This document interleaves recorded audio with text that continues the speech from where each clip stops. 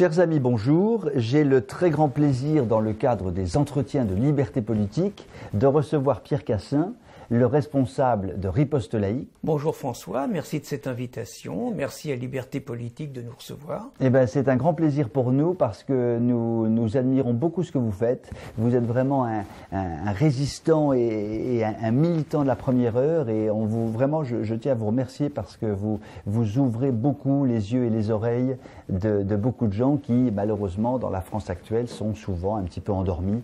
Et si nous sommes en guerre politique, économique, sociale, morale, culturelle, il est sûr que des gens comme vous sont extrêmement importants. Alors, la première question que je voudrais vous poser, donc vous êtes le responsable de ce fameux site Riposte Laïque. Quel a été l'historique? Pourquoi avez-vous créé ce site et quelle était votre idée de départ? L'idée de départ, c'est qu'on s'est rendu compte rapidement, le site a été créé, je viens de la gauche, et il a été créé par des gens majoritairement issus de la gauche. Le constat qu'on faisait, c'est qu'il y a quelque chose qui n'allait pas dans le pays. On était dans les années 2003, 2005, 2007, et on se rendait compte que l'islam prenait de plus en plus d'importance et qu'il y avait une inconscience, une volonté de ne pas voir, une mauvaise conscience, parfois un petit peu postcoloniale, du problème auquel on était confronté. Et donc on s'est dit, nous des gens de gauche, il faut qu'on sorte un petit peu de ce discours tout fait, selon lequel les catholiques, on va dire, sont contre la laïcité, et les gens de gauche sont des gens laïcs, et les gens de gauche sont des gens tellement laïcs qui tapent que sur le catholicisme et qui laissent faire absolument toutes les conquêtes de l'islam.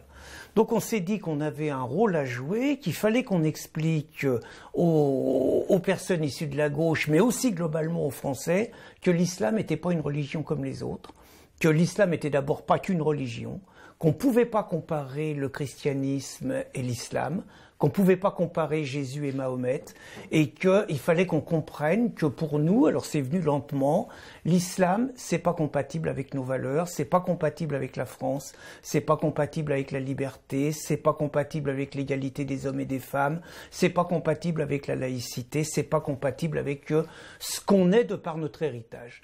Et donc, petit à petit, on a étayé ça. Petit à petit, on a développé, mais le point de départ, c'était ça. C'est-à-dire qu'il y a un cancer, on n'a pas peur d'utiliser le mot, il y a un cancer qui est en train de ronger la société française, et si la société française ne prend pas conscience de ce cancer, de cette gangrène, la société française va mourir. C'est ça le point de départ. On voit bien, alors je comprends bien le démarrage de votre réflexion, on voit que vous avez quand même extraordinairement contribué à ouvrir les yeux parce que aujourd'hui, objectivement, le souci principal des Français, quand on les interroge, c'est l'islamisation de la France. Donc sur ce plan-là, vous devez être quand même très satisfait de votre action. Oui et non. Oui, le souci principal des Français est l'islamisation de la France. Oui, l'islamisation de la France n'est permise que par l'invasion migratoire, parce que c'est pas vrai qu'il y a des conversions massives de Français à la religion de Mahomet, c'est pas vrai. Donc s'il y a une progression de l'islam, c'est parce qu'il y a une progression de nouveaux venus en France. Tout ça c'est vrai. On lit des statistiques dans Le Monde, 24 janvier 2015, 75% des Français estiment que l'islam est incompatible avec nos valeurs. C'est même un sondage dans Le Monde qui le dit. On pourrait dire Champagne. Il n'empêche que là où c'est un tout petit peu plus compliqué, juste un tout petit peu plus compliqué, c'est que c'est 75% de Français qui sont convaincus que l'islam est incompatible avec nos valeurs, qui sentent bien qu'il y a un problème quand ils voient les voiles, quand ils voient les boucheries halal, quand ils voient les camis, quand ils voient les djellabas, quand ils voient quand même les attentats qui sont pratiquement tous commis par des disciples d'Allah, quand ils voient que dans les prisons, 80% des prisonniers sont musulmans, alors qu'ils représentent que 10 à 15% de la population française, les gens se rendent bien compte qu'il y a quelque chose, mais en même temps, sur ces 75%, vous en avez plus de la moitié qui votent encore pour des partis qui contribuent à islamiser encore davantage la France. Donc on est quand même obligé de se dire, là il y a un souci, ça vient pas forcément de nous, mais on peut pas être satisfait quand en même temps on ouvre les yeux de nos compatriotes et qu'en même temps nos compatriotes continuent à creuser leur tombe. Mais comment expliquez-vous ça justement? Pourquoi cet aveuglement des Français alors que dans le sondage que vous indiquez, ils ont l'air d'être assez précis finalement, Pourquoi se soumettent-ils finalement à ces élites politico-médiatiques? À mon avis, il y a quand même un matraquage. Il y a quand même un matraquage médiatique absolument hors du commun, quoi, qui est digne des pays totalitaires. C'est-à-dire que des gens comme nous, on n'a plus le droit de passer sur un plateau de télévision depuis 6 ou 7 ans. C'est-à-dire que le seul discours que vous entendez sur les plateaux de télévision, c'est 1. L'islam est une religion de paix, de tolérance et d'amour, RATP. 2. Il est perverti par quelques extrémistes qui sont totalement minoritaires et qui ne représentent absolument pas l'islam, mais un dévoiement de l'islam. En gros, Daesh, c'est pas l'islam. Et donc, 3, refuser quelque part le droit à l'islam de s'implanter en France, c'est du racisme et c'est passible de la loi. Alors là, vous venez de décrire exactement la position d'Alain Juppé, que vous surnommez d'ailleurs avec amusement Ali Juppé, ce qui lui a valu quelques ennuis dans la campagne électorale, puisque lui-même a dit que c'était à cause de vous qu'il avait perdu les élections. Donc vous avez quand même un rôle important. Alors, effectivement, celui qu'on a appelé férocement Ali Juppé, mais qui a tout fait pour mériter ce surnom quand même, hein. Donc, nous en veut beaucoup, il nous donne une importance assez valorisante. Il explique que c'est à cause de nous s'il n'est pas président de la République aujourd'hui. Parce que, soyons clairs, si Juppé gagne la primaire, il n'y a pas la campagne du canard enchaîné, il n'y a pas l'artillerie lourde contre Fillon, et c'est Juppé qui est à l'Élysée. Donc il explique que c'est à cause de nous. Nous, on va pas prendre le melon, hein, on va pas prendre le carafon. On pense qu'on a contribué, mais qu'il y a d'autres personnes qui l'ont surnommé Ali Juppé. Mais par ailleurs, c'est une bonne chose que Juppé soit pas à l'Élysée. Ce qui est une moins bonne chose, c'est qu'il a été remplacé par le plan B un petit peu du système, qui est Macron. Qui, lui, est complètement islamophile et immigrationniste. On peut le dire franchement. Ça rejoint votre question, François, sur la satisfaction. C'est-à-dire, en même temps, 75% de Français sont capables d'être lucides en disant qu'il y a un problème avec l'islam, mais 20 millions de nos compatriotes ont quand même élu un garçon qui s'est permis de comparer nos soldats en Algérie à des nazis, en parlant de crimes contre l'humanité quand même, rien que ça. Ils ont élu un garçon qui s'est permis de dire qu'il n'y avait pas de culture française, cherchez l'erreur, et ils ont quand même élu un garçon, moi le laïc, je hurle, qui s'est permis de dire dans une conférence que sa vision de la laïcité, c'était d'autoriser le voile en entreprise. Autrement dit, il a donné des gages extraordinaires aux islamistes pour continuer l'offensive en France qui a commencé par le voile dans la rue, qui s'est continué par le voile à l'école, qui se poursuit par le voile à l'université, qui se poursuit par un paquet de revendications communautaristes. Là, il leur a dit, allez-y, les entreprises sont à vous, imposez vos voilés, et on s'adaptera et on convaincra les chefs d'entreprise de se soumettre. C'est ça quand même. Résultat, 92% des musulmans ont voté Macron. C'est ça. En 2012, Hollande est élu grâce au survote musulman. C'est ça. Puisque quand vous regardez l'écart entre Sarkozy et Hollande, il y a à peu près, ça fait du 52-48, à peine. Exactement. Or, 93% des musulmans, je vous laisse considérer le chiffre, ont voté Hollande. Tariq Ramadan avait la bonne formule. Il disait qu'il fallait toujours combattre le pouvoir en place et attendre que l'opposition donne des gages pour obtenir davantage. Message parfaitement reçu. Là, vous touchez vraiment du doigt la grande intelligence de nos adversaires, qui sont extrêmement intelligents parce qu'ils font des analyses beaucoup plus fines en réalité que les opposants actuels, parce que effectivement, ils ont des stratégies très très bien bâties et qui fonctionnent, qui marchent. Le vote musulman, j'appelle ça un gigantesque bourrage d'urne. C'est-à-dire qu'on donne la nationalité française par le droit du sol, par les naturalisations massives, à des personnes qui n'épousent absolument pas les valeurs de la France, mais à des personnes qui sont sur le territoire français pour imposer une contre-société. Et quelque part, plus ces gens-là sont nombreux, plus le vote de nos compatriotes est minoré. Et on parle au niveau national, mais vous avez dans une ville, quand le vote musulman pèse 30 ou 40%. C'est difficile, y compris pour l'élu le plus sincère qui soit, de contourner un vote pareil quand il va avoir affaire à un adversaire qui va tout promettre à la communauté musulmane. Un terrain gratuit, donc un bail amphithéotique, 1 euro par an, donc autrement dit les fonds publics qui sont donnés gratuitement à une communauté religieuse, qui va leur promettre une école coranique, qui va leur promettre un ensemble de dérogations. Qu'est-ce que vous faites si vous voulez être élu? Soit vous restez sur la ligne et tout, vous pouvez gagner, parce qu'il y en a quand même 70% en face, mais il faut être courageux, ou alors vous capitulez et vous faites de la surenchère. Il semble que la capitulation soit quand même aujourd'hui... Soit de règle. Soit de règle. Tout le monde achète le vote musulman. Et plus les élus achètent le vote musulman, plus évidemment les musulmans demandent. Parce qu'ils savent apprécier un rapport de force.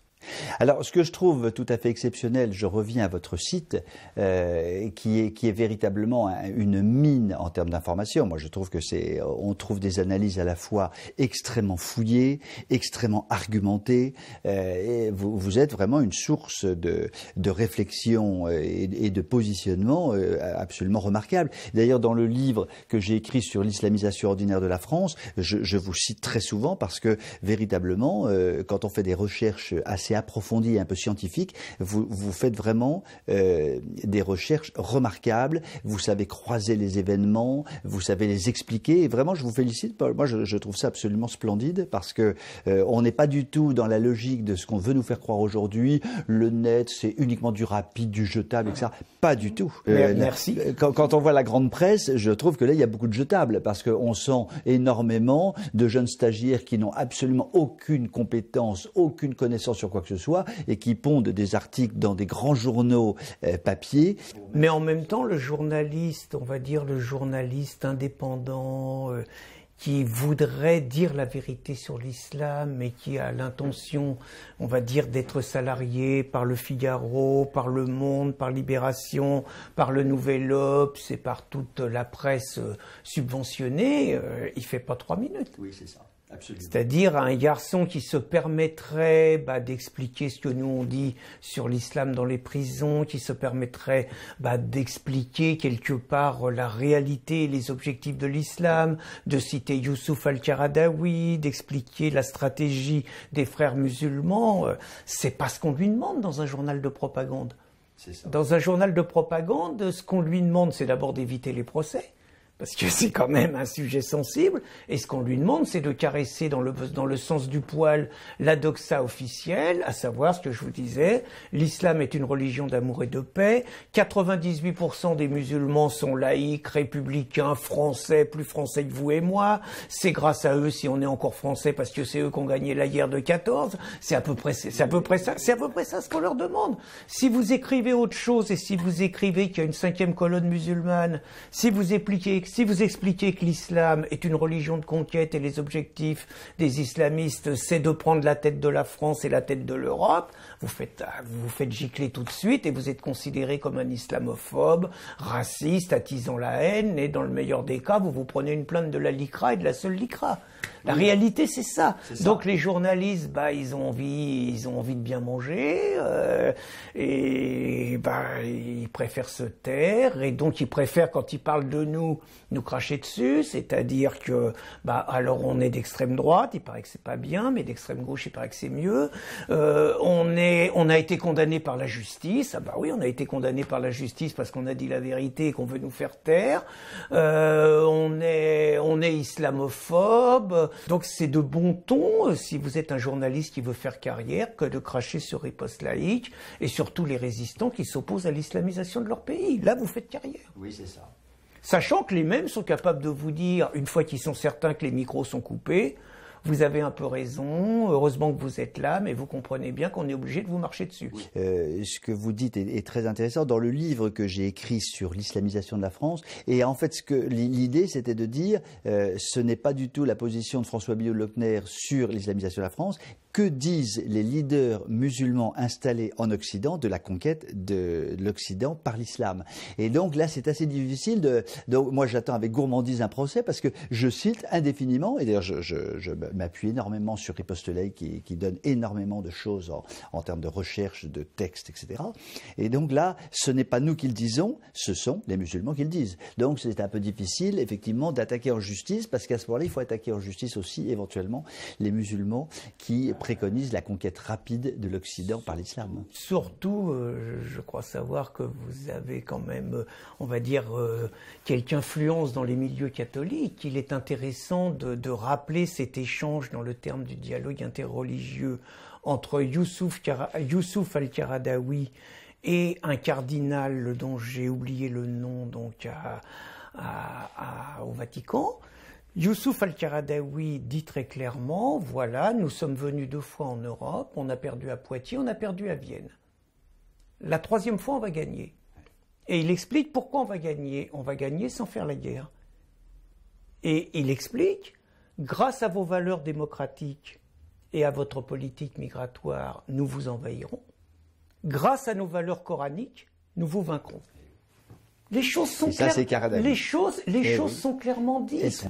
Et y compris dans un autre registre, un Michel Onfray, qu'on ne peut pas suspecter d'être un horrible fasciste, extrême droite, raciste, etc. Michel Onfray dit très clairement, dans 50 ans, avec la politique migratoire et avec la progression de l'islam et la natalité, les musulmans seront en position d'être majoritaires en France et dans des pans entiers de l'Europe. Et donc, Michel Onfray explique, les civilisations sont faites pour mourir et ça fait partie de la vie. La civilisation occidentale, catholique, gréco-romaine, etc. à 2000 ans, faut passer la main. Lui, il explique que ça n'a pas l'air de lui poser de problème, que ça soit la religion musulmane qui remplace. Ça, c'est le côté Onfray. Mais ce qui est extraordinaire, c'est quand même, voilà un homme de premier plan qui nous raconte clairement que nos valeurs en ont encore pour quelques décennies à vivre et que nous allons changer de logiciel. Je ne sais pas, on aurait pu attendre, soit Michel Onfray était ivre, quand il a dit ça, comme il est normand, il a fait une cure de cidre, et donc il faut le désintoxiquer vite, ou alors il a raconté des conneries, mais on aurait pu attendre que des démographes et tout disent, attendez, Onfray, il déconne complètement, rien. Oui. Il n'y a pas un commentaire dans la presse, rien, personne ne pose la question, est-ce que c'est vrai ou pas?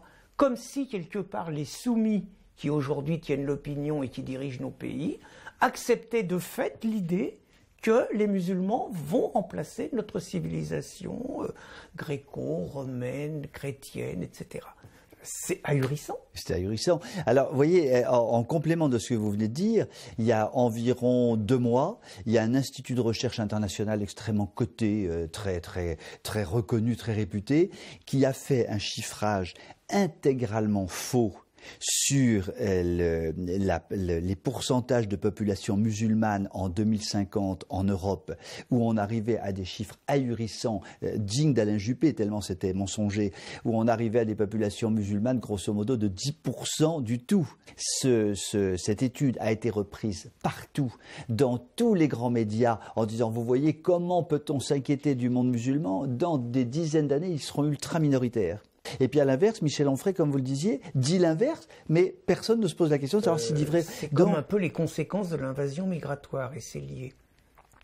Vous avez 2-3 chercheurs gauchistes qui vous racontent que plus il y a d'immigration, plus ça rapporte à la France. Oui, ceux-là, vous les entendez partout.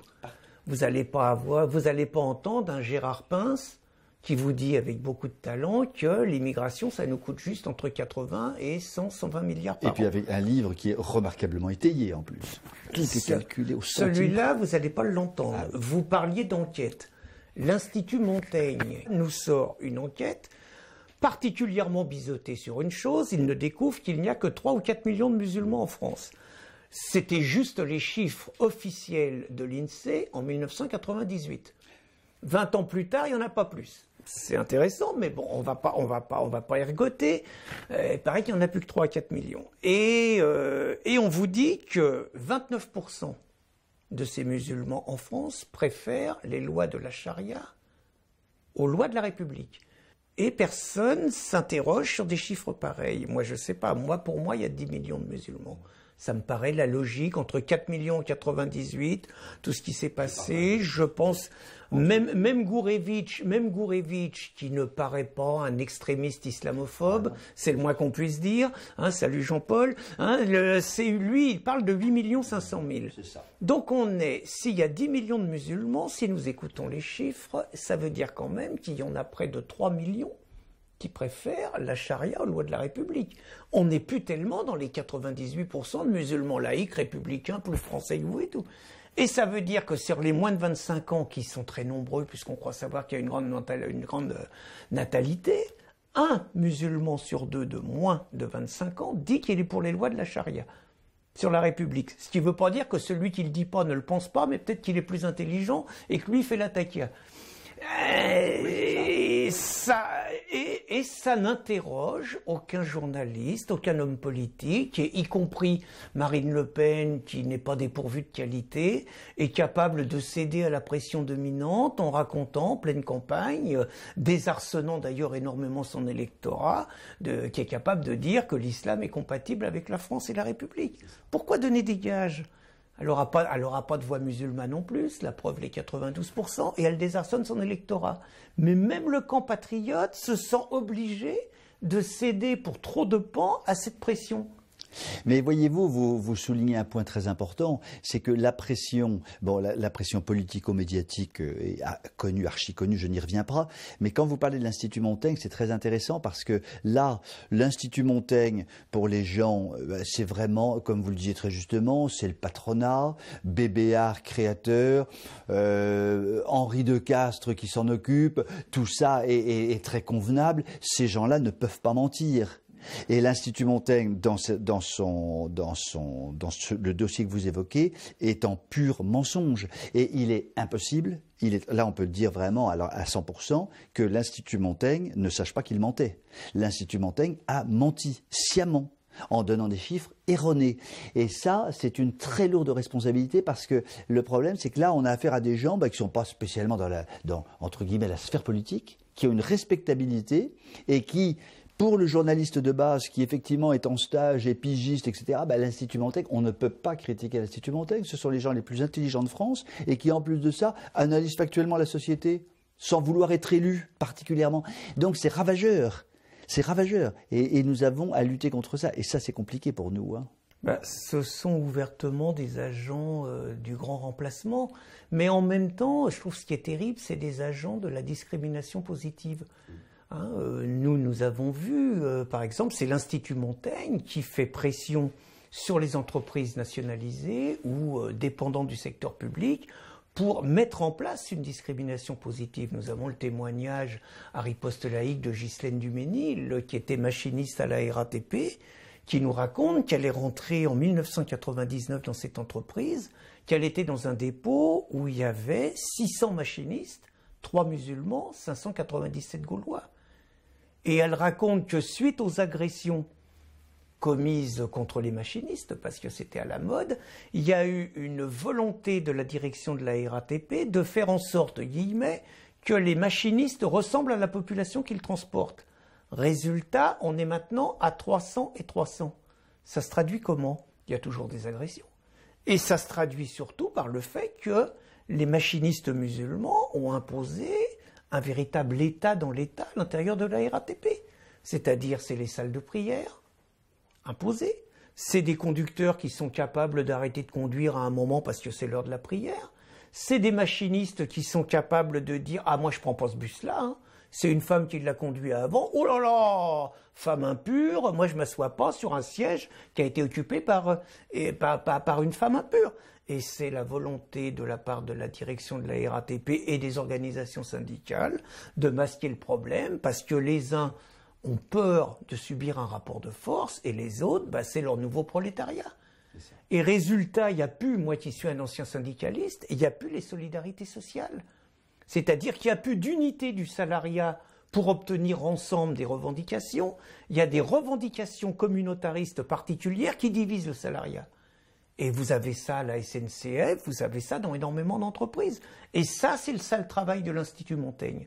C'est le sale travail de la discrimination positive qui fait que, je suis désolé, ça va peut-être pas plaire, mais la plupart du temps, les machinistes nouveaux, diversité qui arrivent, n'ont pas la notion de service public qu'ont les nôtres, parce que c'est pas la même éducation, c'est pas tout ça. C'est donc un service qui diminue. C'est pendant le ramadan, je vais pas vous dire les chiffres, pendant le ramadan des accidents de travail, mais en même temps du nombre de lignes qui sont pas desservies. Bref, c'est un affaiblissement du service public au nom de la discrimination positive. Et ça veut dire que des emplois qui reviendraient à nos enfants ou aux enfants de nos amis ne leur reviennent pas malgré la méritocratie parce que la discrimination positive le donne à d'autres. C'est ça l'Institut Montaigne. C'est ça. C'est Bébéar, ça. Oui, c'est Bébéar. Mais alors, Pierre Cassin, pour conclure notre entretien, comment voyez-vous la suite? Est-ce qu'il y a des signes positifs? Est-ce que vous êtes très pessimiste? Et comment voyez-vous les années qui viennent?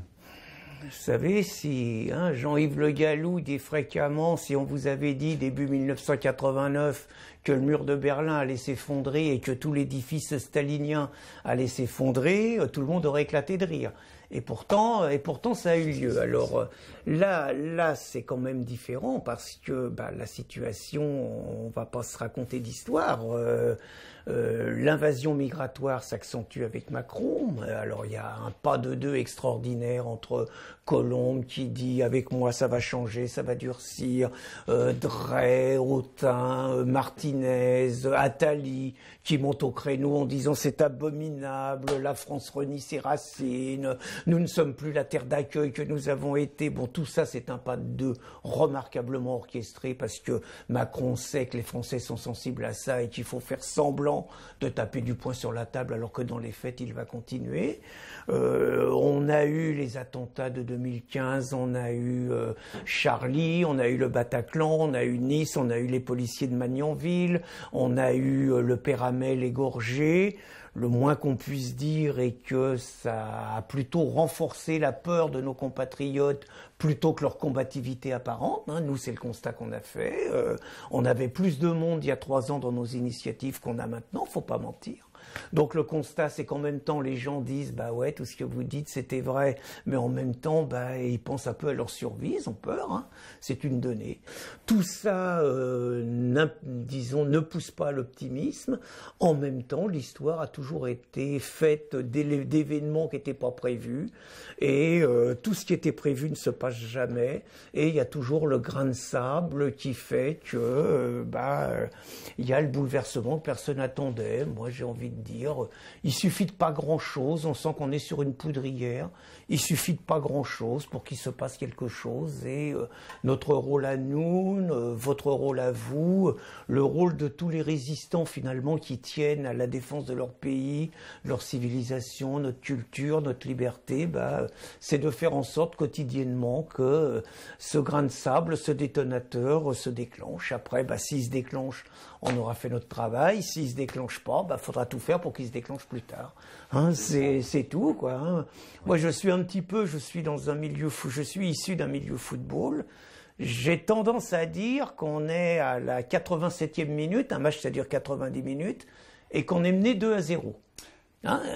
Mais si vous êtes mené 2-0 et que vous mettez un but tout de suite, ça fait 2-1. En face, ils ont un petit peu peur. Et si vous égalisez tout de suite à 2 partout et qu'il y a 3 minutes d'arrêt de jeu, vous pouvez gagner 3-2. Ça arrive. Écoutez, faisons en sorte déjà de mettre un cajot le plus vite possible. Cher Pierre Cassin, merci infiniment. En tous les cas, je vous remercie beaucoup pour cette conclusion qui est quand même pleine d'espoir parce que, contrairement à certains beaux esprits, je pense par exemple à Éric Zemmour qui pense que vraiment les carottes sont définitivement cuites, Mais en même temps, il ne le souhaite pas. Mais en même temps, il ne le souhaite pas. Il est désespéré, mais il est toujours combatif. Mais il est combatif et là, en tout cas, vous apportez un vrai message. C'est vrai que les choses ne sont jamais définitives et il ne faut pas considérer aujourd'hui que ça y est, on est enseveli par la vague. Donc, un grand merci en tous les cas pour tout ce que vous faites. Je souhaite longue vie à Riposte Lake parce que vous êtes vraiment important dans le paysage. Continuez à résister autant que vous pouvez. Nous, on le fera également, on le fera en symbiose évidemment. Et puis, bien maintenant, comme vous le disiez très justement, nul ne peut prévoir l'avenir. On verra bien ce qui se passera. Voilà. Un très grand merci Pierre Cassin. Merci beaucoup.